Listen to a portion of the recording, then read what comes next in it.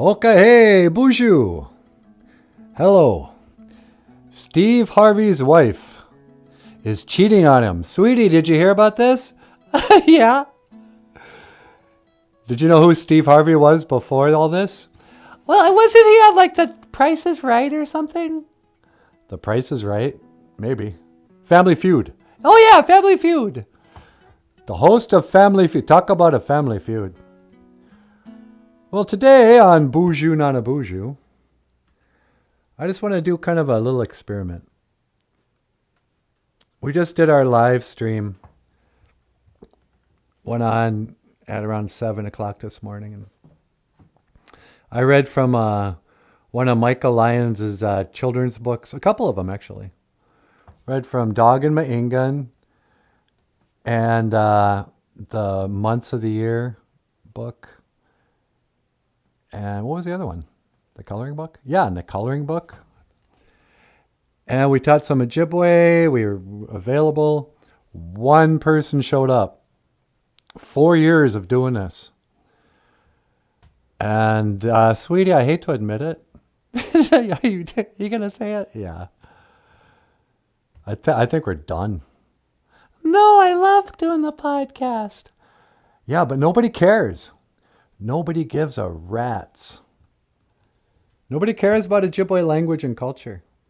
Obviously, if they did, they'd still be watching. We had viewers for a while. We had a pretty good run. But the BOOZHOO crew has decided not to tune in anymore. I know, which is their right. So I'm giving the people what they want, sweetie. Nobody cares what the Ojibwe word of the day is.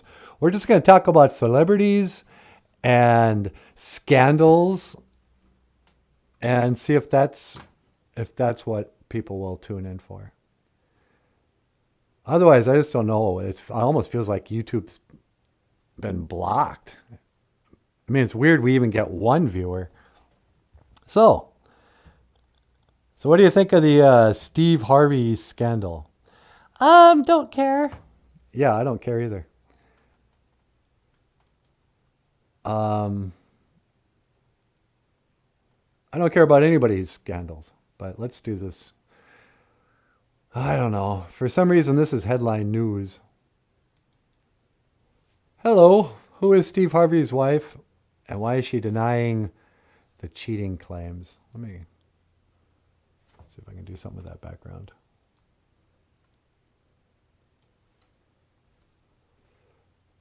Steve Harvey. Marjorie Harvey shut rumors. Let me.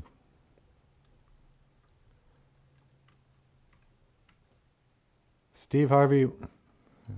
Nobody can see this.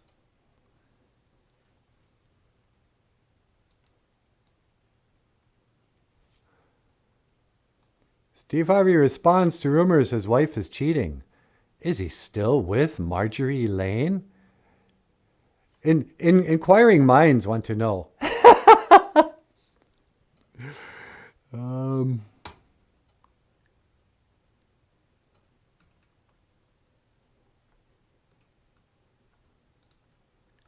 Oh, for crying out loud. This is stupid. Okay, here's my thing. I don't care. I really don't care. It's weird that in 2023, marriage has been dead for years. Nobody respects it, even the people who get married. Weddings are a joke.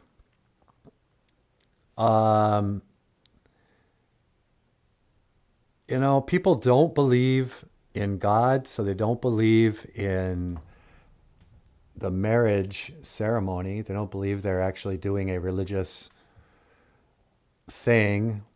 Making a vow in front of your friends and family and to God and to a judge or however you do it is meaningless because people just get divorced. You're more likely to get divorced than not divorced. Most children are born to single moms. And single moms are proud of it. And then when the news comes out, oh, look, a famous person, their wife is cheating on him. Everybody's like, oh, really? Interesting. Do you mean to tell me that Steve Harvey's third wife wasn't the one? I mean, I don't care. But I guess I just want to see if we'll get more viewers because the topic is Steve Harvey's cheating wife and nobody's tuning in yet. I don't get it, sweetie.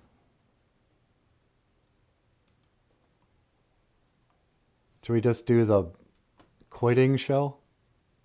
Yeah, okay. Just like that? Oh, I don't know. I don't think we're going to quit, but I don't know. Maybe I'll go outside and talk about it. Yeah, let me teleport you outside. You put out some tobacco spray on it and see what happens. All right. And that's 1 to teleport. Make it so, number 1.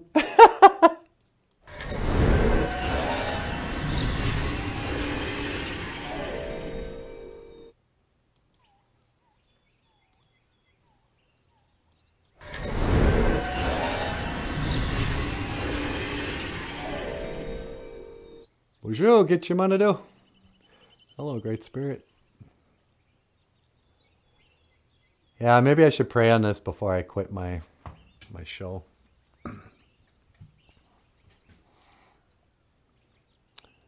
Hello, Great Spirit. BOOZHOO, get your money do.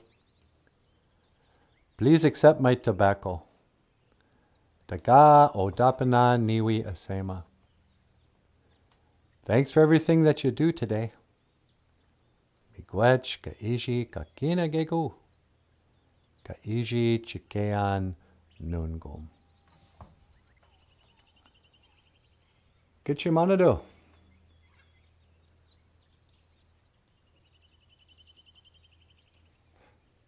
What should I do?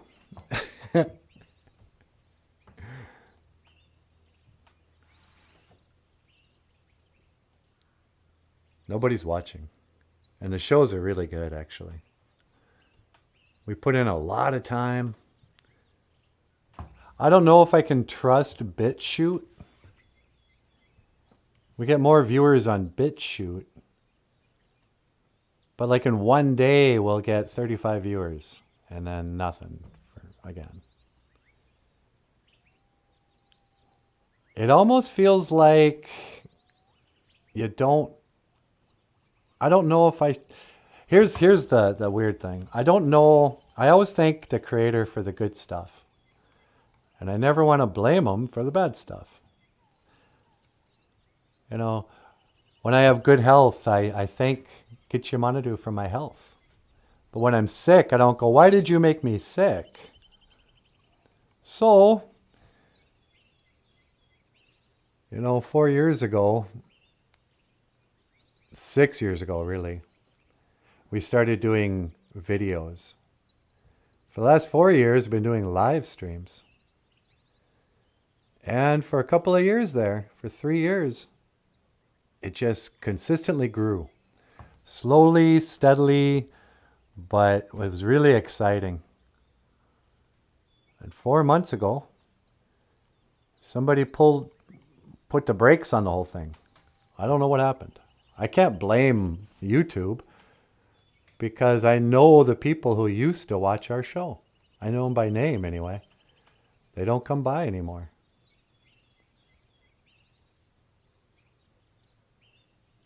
I used to get tips every day.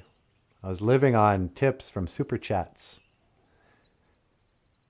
Women would send me gift cards to Walmart. I got flowers once in the mail. Delivered to the house. It kind of creeped me out, to tell you the truth. I wasn't used to having fans. I didn't like that they knew where I lived, even my address. And I didn't understand why, hey man, I love your show. I'd love to support your show. I'm not going to become a Patreon member, but I'd like to mail you something directly to your house. Okay. And they'll send money and stuff. And then expect a thank you note immediately. You think, yeah, okay. It's very nice and generous that you give money, but it feels weird. or it felt weird. Then they quit. And I don't know what I did. I really don't. But, so Creator, I'm wondering if I should be looking at this failure or whatever, the fact nobody's watching our show anymore, as a sign from you that you don't want me to do it anymore. Absolutely nobody's watching.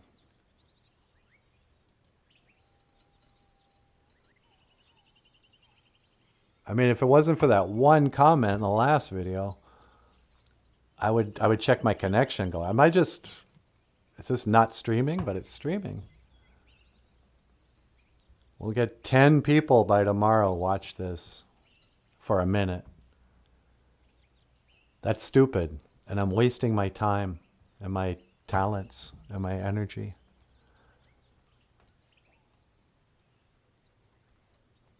But I thought this is what you wanted me to do. I love doing it. And I've worked so hard on it. You guys, I got up at 1:30 this morning, which is about an hour earlier than I usually get up. And I work consistently until, I mean, I really do put like 10, 12 hours a day in on these videos. For nothing. You know, are they they're not even commercials for Michael's Ojibwe books or his comic books or anything, his children's books. I don't know why they sell. It's not because people from the BOOZHOO NANABOOZHOO show are buying them. How do people even find them? I don't know. But Kichimanadu, I'm feeling foolish trying to be an artist to no audience. I don't have low self-esteem. I think our music is great. I think it's really good. I think the books are good. I think the videos look beautiful and are funny. And I think we've created something really special. I just love it. You can't even compare it to the Muppet Show. But nobody cares.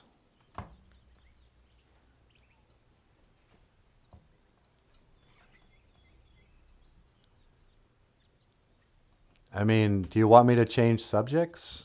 Is it a stupid idea to have a puppet show on YouTube? What do you want, Michael, just to sit here? Anyway. If this door is closing, please show me the door you want me to go down.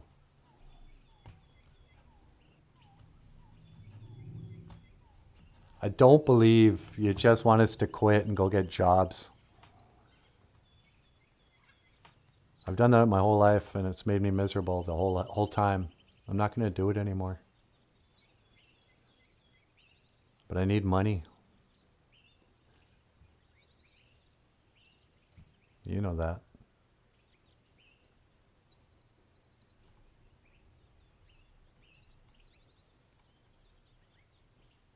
Even this. You know, I'm filming myself praying to you sincerely in real time. And it looks pretty cool as a video. But nobody's out there. Nobody cares. I guess that's what really hurt this summer. I had a breakdown this summer. I think it's one way to call it. I don't even know what to call it. But I went into the abyss. I was very depressed. My worst depression of my life.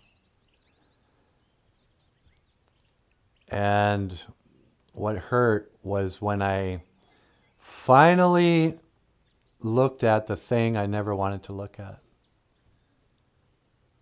That my friends and my family aren't supportive. They don't care about the work I do. about my art, my music, my comedy, my videos, my dreams. They do not care. They never did. I didn't have anybody, nobody from my family. It must have been difficult for my family to ignore me the way they did. You know, I sing and dance and tell jokes. I'm in the spotlight. And they've never watched the show. They've never bought a book. Never said a kind word. Never offered any kind of, hey, keep at it. You look like you really love this, and I think it's a good idea to help share language and culture with people in this way in particular. They never said anything like that. Not once.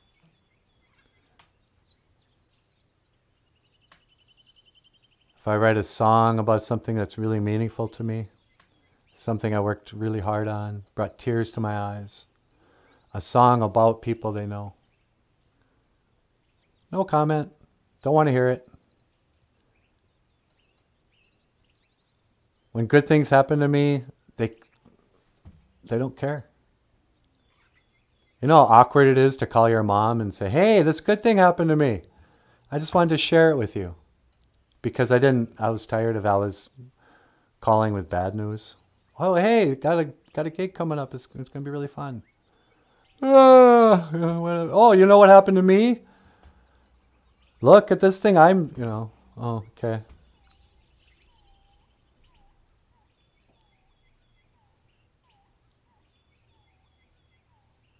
I have siblings who are jealous of me.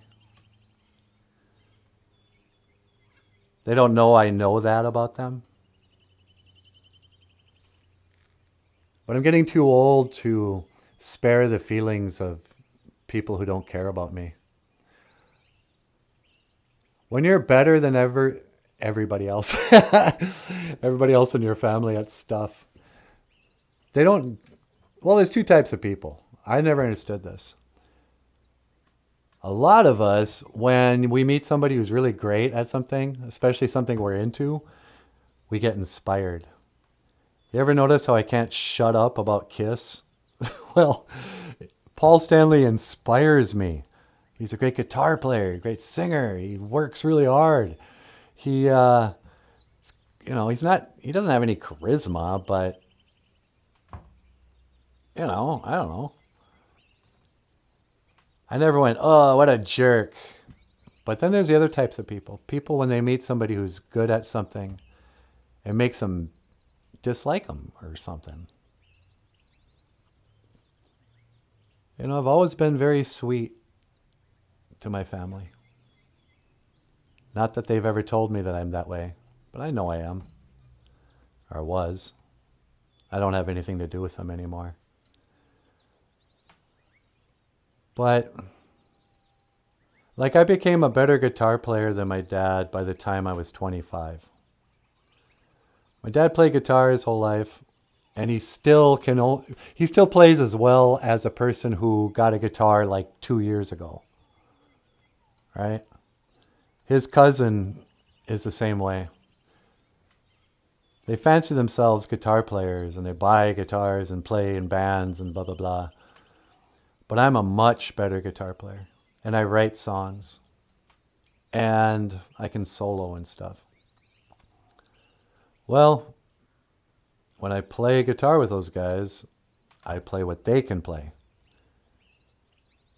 They don't even try. They don't want to hear my songs. And, it's never any fun. Because I can sense this kind of resentment. When I started the show, my little sister, she got a puppet and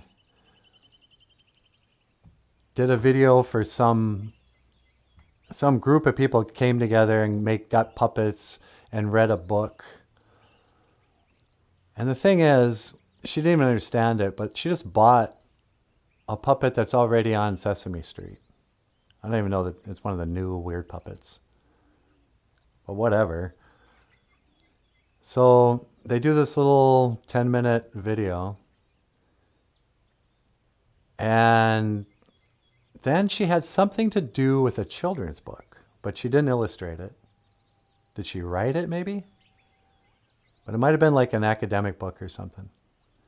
Well, anyway, she got all kinds of accolades. She'd brag about it.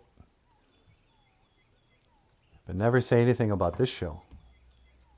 And when I told her about it, she said, hey, that's awesome. You got a puppet too? We should do a show together.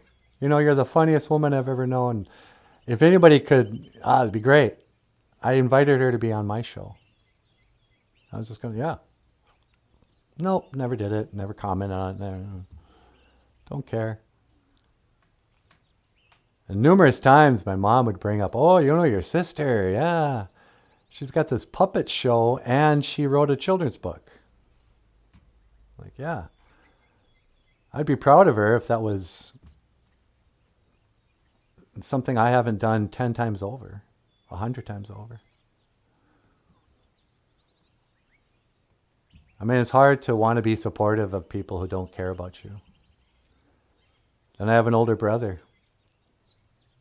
He fancies himself a Indian professor. Works in colleges, and over the years, he's always just right there with all the social justice causes, and he wrote one book about the history of Indian people and talked a lot about boarding schools and our family and blah blah blah. So I bought his book and I told him how proud I was of him, and I tried to read it. I read it as much as I could. It's not a good book. But what I never, I was proud of him and I told him blah, blah, blah. Well, I've written books. They're no word, whatever. But anyway, so I'm at an impasse. I'm not depressed anymore, which I'm happy about. Because I don't know. I guess we'll just do what we can. Oh, good. One viewer. Hey!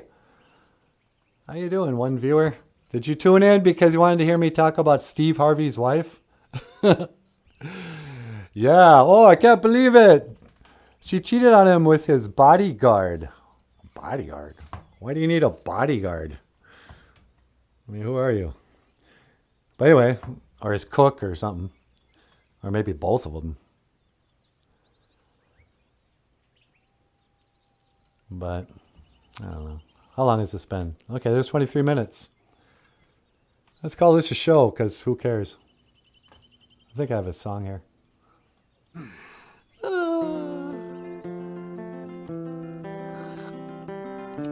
Okay, hey, BOOZHOO! BOOZHOO! Welcome to BOOZHOO NANABOOZHOO. I am NANABOOZHOO. And I am Natasha. And we'd like to invite you to join the BOOZHOO Crew membership channel. For $4.99 monthly, you get exclusive perks, exclusive members-only live stream, Auntie Tasha's moment of wisdom, huh, sweetie? That's right. And after today, candid behind-the-scenes discussions with creator Michael Lyons, and new music videos, dead celebrity interviews from heaven, what have you, and of course, cat videos of Bagheera. Click the link below. Join the BOOZHOO Crew membership channel, $4.99 a month. We'll see you there. And I will see you again. Kiga Wabamin. Minawa. so it goes, or so they say. Times like a mountainscape. Well, I don't know, but I can't complain. God knows I've got my own Own escape.